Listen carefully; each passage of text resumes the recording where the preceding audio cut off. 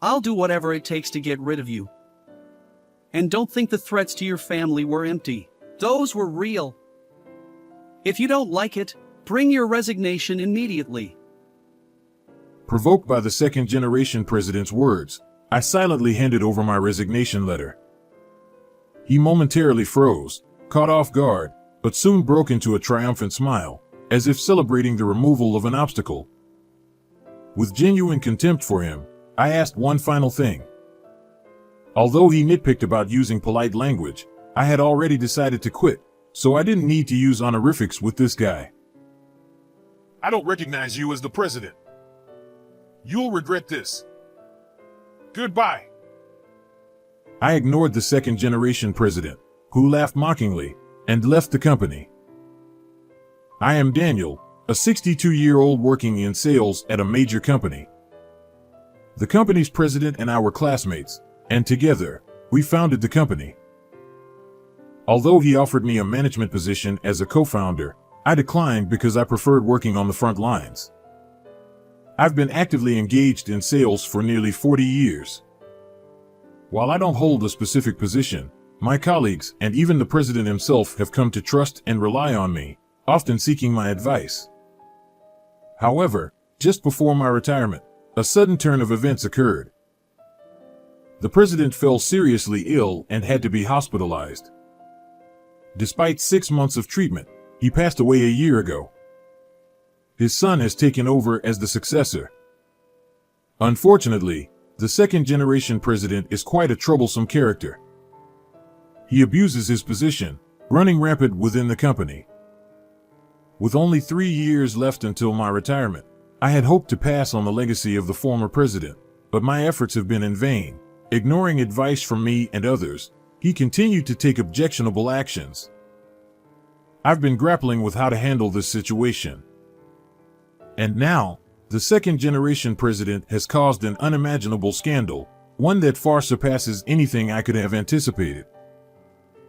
As I returned from my usual sales rounds, I bumped into the second-generation president right at the company entrance. Despite it being well past noon, he seemed to have just arrived for work. Unbelievable. It's not the first time that he has been late, but it's unacceptable for employees to witness such behavior. I decided to address it with him. In response, the second-generation president glared at me, sighed as if annoyed, and retorted, What's wrong with me, as the president, arriving fashionably late? That's not the point. I replied, exasperated, and asked about the reason for his lateness. Avoiding eye contact, he mumbled, Last night's business dinner went on longer than expected. Can't be helped. Our company's clients were reasonable people, so there was no way a business dinner would interfere with work the next day. Curious about which client he had entertained, I pressed for details. The second-generation president visibly squirmed and muttered, It doesn't matter. He had a habit of using business dinners as an excuse to drink late into the night, consistently showing up late the following day. Despite my repeated admonitions, he remained unapologetic, and the frequency of his tardiness only increased. On this particular day, I'd had enough. I urged him to stop the late-night revelry disguised as business dinners, even if he had to lie about it. But the second-generation president responded with irritation. Enough! Don't lecture me, an old-timer employee, like you're some expert advising the president. With that, he shoved me aside and walked away. Disheartened by his consistent behavior, I returned to work, still dealing with the same old second-generation president. A week later. On that day, I was summoned to the president's office. As I entered, I found the second-generation president reclining in his chair, looking rather scheming. When I inquired about the purpose of the meeting, he grinned and began speaking. You really managed to ruin my mood the other day, didn't you? Despite nursing a hangover, I dragged myself to the office. Gratitude is one thing, but I won't tolerate being lectured. Your respect for the president is sorely lacking. When the second generation president relentlessly criticized me, I listened silently. Then he confirmed. You've got just a little over 2 years until retirement, right? I nodded, and with a malicious grin, he continued with shocking words. You're fired today. Just a little over 2 years until retirement, and it's a shame. Consider it punishment for getting on my nerves. Enjoy your downfall. He taunted. I was dumbfounded.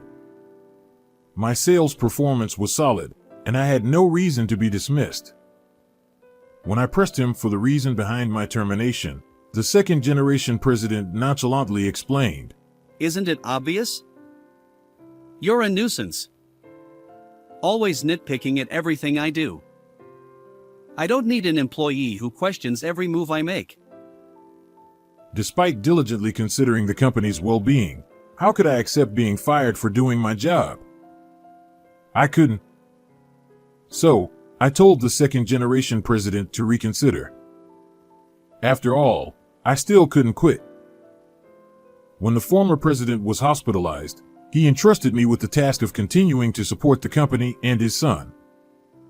If the second generation president persists in his arrogant behavior without reconsidering, the social trust built by the former president could be jeopardized. Desperately trying to persuade him, I faced the second generation president's mocking laughter. Even without you, I've managed the president's duties admirably this past year. Our business is thriving, and revenue is up. Besides, why pay a pension to an old-timer like you when we could hire young talent? So, no retirement package for you.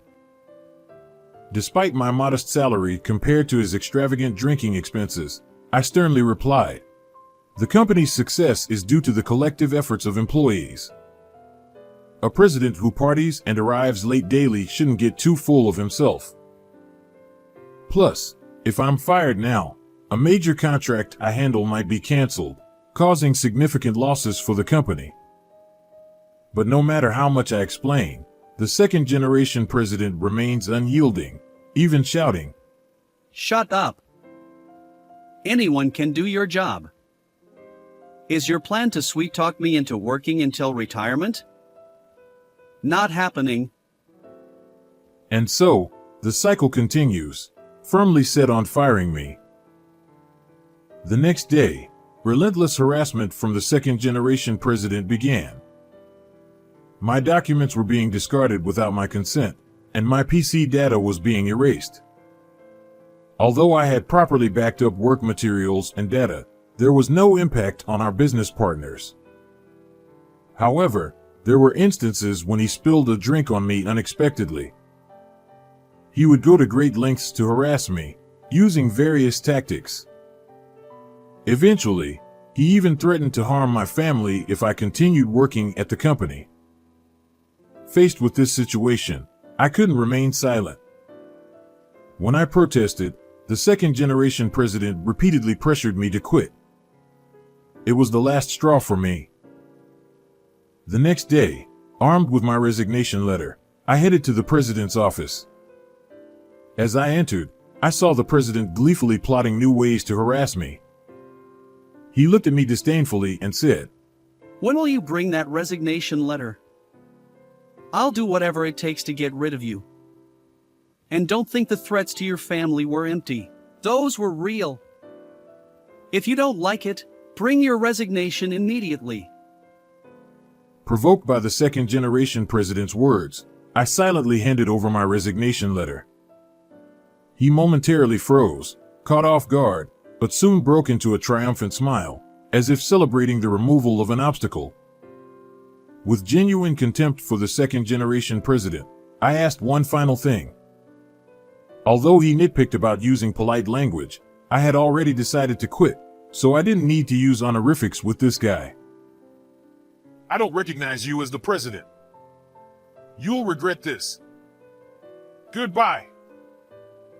I ignored the second generation president, who laughed mockingly, and left the company.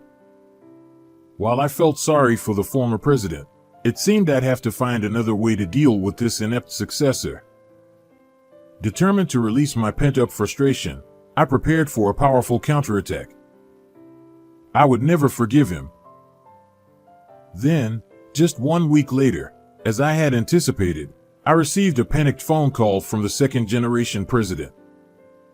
He was in a frenzy. Show up at the office immediately. Every company we deal with is threatening to suspend contracts if you're not handling it. We're on the brink of bankruptcy. Just get here now. Before I could even respond, the second-generation president continued shouting. I retorted nonchalantly. You're the one who fired me, kid. The second-generation president gasps at my obviously assertive attitude. I warned you about the potential for causing significant damage to the company. It's the result of you running wild without listening. It's no longer my concern. When brushed him off, the second-generation president panicked, saying he never expected this to happen. I've been dealing with our business partners since the company's inception. When I went around to bid farewell, they all asked why I was leaving so close to retirement. So, I laid bare your foolish actions. As I recounted the mistreatment I'd received from the second-generation president to our business partners, their anger flared. They declared, even though he's the founder's son, we won't do business with a disrespectful person like him. Consequently, long-standing partners began terminating contracts one after another. The second-generation president, flustered, berated me. Why would you say such things? Do you think it doesn't matter what happens to the company? If this continues, both I and the employees will be left in dire straits. I calmly replied. At the very least, our valued employees won't suffer. Clearly, you were never informed by the former president, were you? Well, it's no surprise. No matter how much I tried to teach you about management, you never paid any attention to work at all, did you? When I speak with a tone of pity, the second-generation president retorts with a voice strained by anger. You know, it was already decided that I, the founder's son, would take over the company. Learning about management was unnecessary for me. Besides, my methods have worked just fine until now. His words prompted a deep sigh from me. Clearly, he still didn't grasp the situation. The success of the business wasn't due to your abilities, but rather the excellence of the employees. The former president secretly expressed concerns about entrusting the company to you. However, as a parent, he wanted to leave something for his son. I supported you based on that sentiment. I genuinely believed I was helping the second-generation president become a capable leader.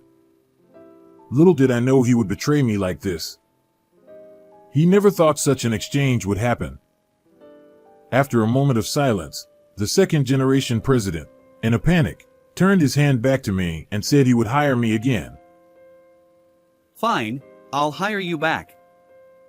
Support me again. After all, you promised to support me to my father, didn't you? He said, reverting to his high-pressure attitude. In response, I calmly continued the conversation. Remember what I said? I no longer recognize you as the president. There's another promise I made with the former president. If you ever behave tyrannically as the president and endanger the company, I'm authorized to step in and restore it. Moreover, the former president transferred 51% of the company's shares to me. With a majority stake, I hold the shareholder rights, including the authority to remove directors. The former president entrusted me to act decisively if his son went off the rails. What? So, are you saying I won't be the president anymore? Clearly flustered, the second-generation president, I nonchalantly replied. As long as you remain the president, our business partners won't resume dealings. I made a promise to protect the company alongside the former president. So, You're in the way. My firm response left the second-generation president in tears. He blurted out, Don't say that. If you return and persuade our business partners, everything will be fine. Is it really necessary to remove me as president? ignoring his desperate pleas, I firmly stated, I'm no longer an employee, so I have no reason to follow your orders. If you have something to say, convince the business partners yourself. With that, the second-generation president angrily hung up the phone. And a few hours later, once again, he called me and exclaimed, Hey, I'll give up being the president. Instead, make me the managing director. Then we'll settle things. It seems his attempts to persuade our business partners failed. Quite amusing, really. I retorted, How about changing your attitude for once? I've repeatedly claimed the company doesn't need you. My assertive statement left him in despair. He tried to promise compliance from now on, but it's too late.